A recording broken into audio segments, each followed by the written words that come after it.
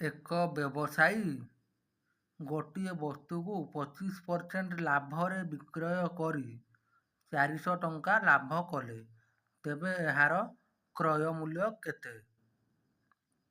ଗୋଟିଏ ବସ୍ତୁକୁ 25% ଲାଭରେ, 25% ଇଜିକାଲ୍ ଟୁ 400 ଟଙ୍କା। 1% ମୂଲ୍ୟ ବାହାର କରିବା। 1% ଇଜିକାଲ୍ ଟୁ 400 ବାଇ 25। 400 ବାଇ 25। 400କୁ ଆମେ 4 ଇଣ୍ଟୁ 100 ବାଇ 25 ଲେଖିପାରିବା। ତାହେଲେ 25କୁ 100ରେ କାଟିଲେ 25 ଚଉକୁ 100, 4 ଚଉକୁ 16। 16 ଟଙ୍କା ହେଲା 1%ର ମୂଲ୍ୟ। ତେବେ ଆମକୁ 100% ବାହାର କରିବାର ଅଛି।